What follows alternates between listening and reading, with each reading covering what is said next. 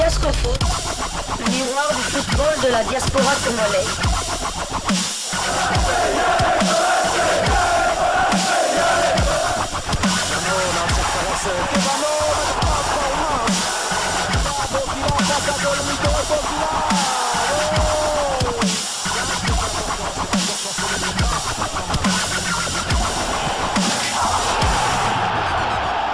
Diascofoot, le miroir du football de la diaspora congolaise. Vous êtes en train de suivre Diascofoot, le miroir du football de la diaspora congolaise. Diascofoot du 2 novembre 2022. Nous allons vous parler de la défaite de l'Olympique de Marseille contre Tottenham Hotspur dans le cadre de la 6e journée de la Champions League. La Champions League de l'UEFA. L'Olympique de Marseille n'avait pas d'autre choix que de battre Tottenham Hotspur pour espérer poursuivre sa route et éventuellement pouvait faire match nul en cas de victoire de Francfort sur le terrain du Sporting de Lisbonne. Et l'Olympique de Marseille était sur le point d'arriver à ces résultats, mais malheureusement, évidemment, les choses ont tourné au désavantage de l'Olympique de Marseille, et c'est bien dommage parce que notre demi-dieu Chancel Mbemba, les demi-dieux congolais, les demi-dieux d'Afrique, parce que j'ai lu sur Twitter, même des supporters de l'OM, du Sénégal, des autres pays africains étaient tous derrière Chancel Mbemba, étaient tous derrière l'OM, mais Chancel Mbemba qui représentait effectivement au coup d'envoi l'Afrique, parce qu'il n'y a pas beaucoup d'Africains qui sont titulaires au sein de cette formation de l'Olympique de Marseille. Et Chancel Mbemba nous avait bien prévenu que ça va être la guerre contre Tottenham. On s'attendait à cette guerre, on était tous motivés, mais malheureusement on ne va pas en guerre tout seul en étant le seul atout de cette formation de l'Olympique de Marseille, l'atout défensif et l'atout offensif également, puisqu'il a marqué le but qui avait placé sur du velours cette équipe de l'Olympique de Marseille. À la mi-temps de ce match, l'Olympique de Marseille était en tête de son groupe, l'Olympique de Marseille était qualifié. Mais qu'est-ce qui s'est passé? Je vous ai dit que Chancel Mbemba était le seul représentant africain, maintenant il était également en défense, avec son compère de la défense, l'international ivoirien Eric Bailly. Et Eric Bailly malheureusement a rechuté de sa blessure. Il a laissé Chancel Mbemba seul, entouré des joueurs vraiment qui n'ont pas les niveaux, excusez-moi de le dire, mais qui n'ont peut-être pas les mêmes niveaux de motivation que lui, parce que Chancel Mbemba a été inquiéré, il avait annoncé la guerre et tout le monde devait se mettre à son diapason afin d'atteindre cet objectif-là, mais ce n'est jamais arrivé. Chancel Mbemba a été abandonné et même lors du but de la victoire de Tottenham, on a tous vu Chancel Mbemba seul face à 3 défenseurs. On a vu Chancel Mbemba faire une course de plus de 40 mètres pour tenter d'arrêter l'inéluctable, parce que l'inéluctable devait forcément arriver, parce que l'Olympique de Marseille cherchait absolument à gagner cette rencontre, alors que la victoire de Francfort sur le Sporting de Lisbonne garantissait une place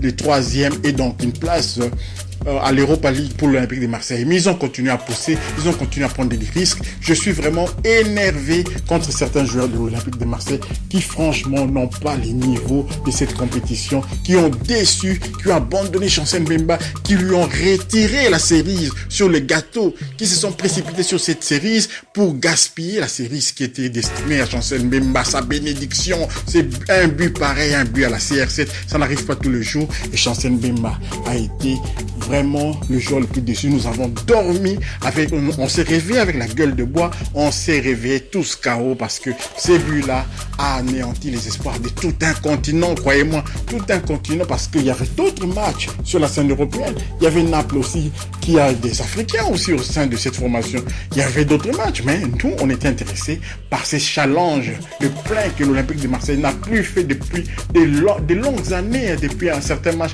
contre le Bayern de Munich. Et Chancel Mbemba nous avait passé sur du vélo. Vraiment, c'est fort dommage. On est très énervé. Beaucoup de réactions. On a suivi comme ça des réactions, des encouragements, des félicitations venant aussi des anciens supporters de Newcastle qui continuent à dire voilà, Mbemba, c'est notre défenseur qui chaque année lui envoie des messages pour lui souhaiter bon anniversaire. Et Chancel Mbemba, quand il a marqué contre Tottenham Hotspur, en plus, un club anglais, les Anglais de Newcastle étaient contents, étaient satisfaits. Chancel Mbemba, c'est leur joueur. Et voilà, donc nous sommes tous terrassés par cette information. Chancel Mbemba s'arrête là cette saison en compétition européenne. Déjà qu'il a été abandonné aussi, hein, vous savez, au sein des Léopards contre le Maroc. Chancel Mbemba était là, entouré des défenseurs qui n'avaient pas son niveau. Luindama n'a pas le niveau de Chancel Mbemba. Tisserand également, il était à la ramasse. Et Chancel Mbemba avait déjà été abandonné au sein des Léopards. Il était le seul arbre qui cachait la forêt. C'est vraiment fort dommage. Alors, pour revenir à cette rencontre qui avait débuté par un coup dur, hein, le premier coup dur, c'était évidemment la sortie de Bailly vraiment qui a rechuté, comme je vous l'ai dit, mais également il y avait un coup du sort encore favorable à l'Olympique de Marseille parce que lors d'un contact aérien fortuit, hein, un contact que Chancel Mbemba n'avait pas du tout fait exprès, il avait eu un contact, un choc avec l'attaquant coréen Son, et donc Son a quitté le terrain. C'est un joueur très dangereux, très rapide, qui avait déjà même provoqué la carte rouge au match aller, hein, de Chancel Mbemba, qui avait taclé cet attaquant dangereux coréen justement, et Chancel Mbemba avait quitté le terrain au moment où le score était encore favorable, disons, le score était encore vierge, et quand Chancel Mbemba était sorti sur le terrain, il n'y avait plus rien. Je vous l'ai dit, vraiment il jouait avec des navets en défense, il n'y avait plus rien, et donc l'Olympique de Marseille avait sombré aussi au match aller contre Tottenham. Et là, bon, on avait vu déjà que un attaquant dangereux et très rapide était sorti, donc il y avait moyen. Chancel Mbemba a poussé avec son club, et sur corner, on a observé une chose, que c'est exactement les mêmes buts que Chancel Mbemba avait marqué à la CAN 2019. Il avait égalisé, il avait sauvé aussi la RDC contre Madagascar. Bon, c'était provisoire puisqu'ensuite la RDC avait sombré au tir au but, hein, sur penalty. Le penalty, souvenez-vous, les penalty ratés par Yannick Yalabolassi ainsi que par Marcel Tisserand qui avait plongé la RDC dans les désarrois. Et Chancel Mbemba a fait marquer exactement le même but, le même centre venu d'un corner aussi, posté au deuxième poteau. Chancel Mbemba qui s'élève tel un hélicoptère, qui fait du surplace avant de smatcher ses ballons vraiment dans les jambes presque du gardien. Mais là, la petite différence, c'était juste que le gardien malgache, les ballons lui étaient passés presque entre les jambes, alors que Loris, vraiment, lui, il était loin de l'action, il pouvait plus rien faire, tellement que c'était un boulet de canon de la tête, hein, de Chancel Mbemba qui a permis à l'Olympique de Marseille, dans les arrêts de jeu, parce que l'arbitre avait donné 7 minutes de temps additionnel, et c'est dans la première minute du temps additionnel que Chancel Mbemba avait placé l'Olympique de Marseille au commandement.